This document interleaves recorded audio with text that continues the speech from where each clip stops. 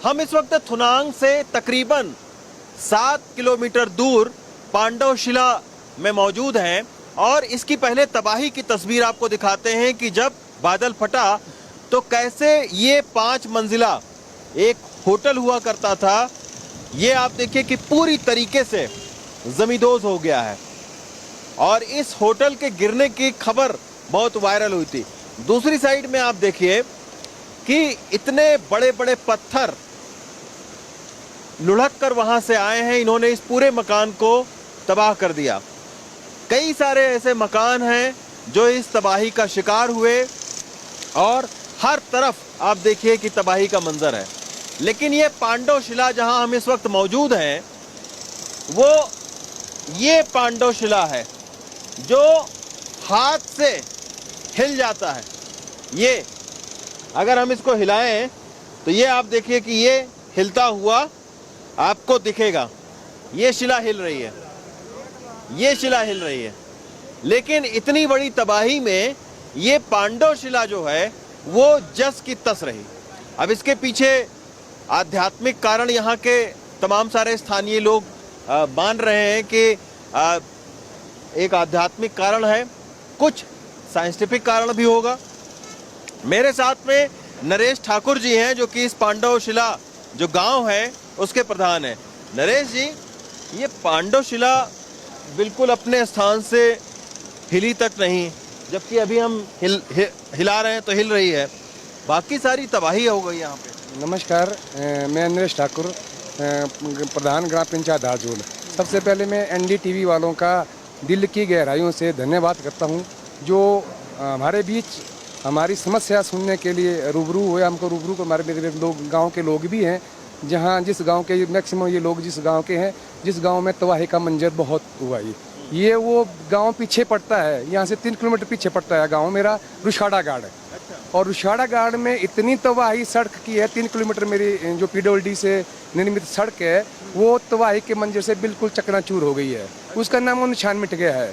अब मैं उसके बाद आपने मेरे से क्वेश्चन किया कि ये पांडवशिला है, ये हमारा एक पांडवशिला एक इस एरिया का, इस इलाके का, पूरे सराज वैली का एक डेस्टिनेशन हुआ करता था, टूरिज्म डेस्टिनेशन।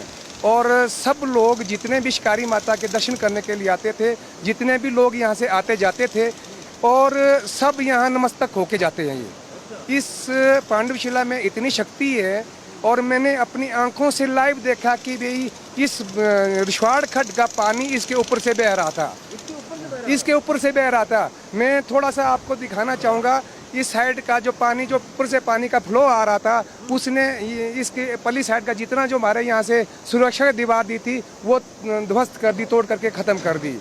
और मैंने अपनी आंखों से देखा ये जो पेड़ है, इस पेड़ के छिलके उतरे हुए थे, इतना बोल्डर और इतना पानी और इतना प्रेशर से पानी इसके ऊपर आ रहा था क्योंकि ये अपनी जगह से एक सूत भी नहीं हिली।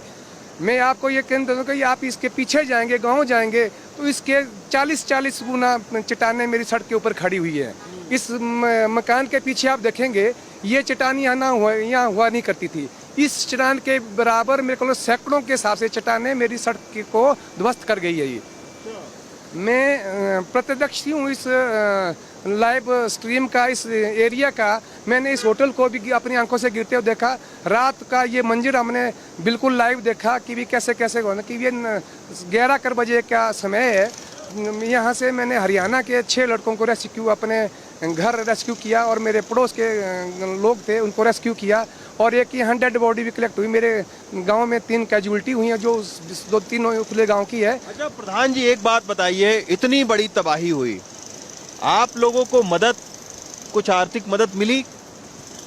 सर रही मदद की बात, मैं तो उन सब लोगों के लिए उन सब लोगों का धन्यवादी हूँ जिन्होंने भर के गाड़ियाँ राशन यहाँ पहुँचाई।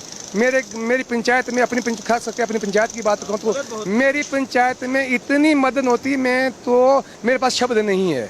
आर्थिक मदद कुछ सरकार की? आर्थिक मदद, सरकार भी आर्थिक मदद रह गया। जिनके पूर्णतः क्षतिग्रस्त मकान हुए उनको भी उन्होंने एक इंटरिम किस्त आर्थिक मदद दे दी है। जिनके आंशिक रूप से मकान खराब हुए हैं उनको भी आर्थिक मदद दी है।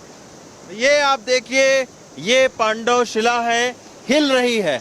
अगर हम हिलाएं तो हिल रही है ये, लेकिन आप देखिए कि इस पूरे नदी का पानी इसके ऊपर से चल रहा था। आज भी आप देखिए कि मिट्टी पांडव शिला के ऊपर में है, यानी इसके ऊपर से नदी बह रही थी, लेकिन ये शिला अपनी जगह से हिली तक नहीं।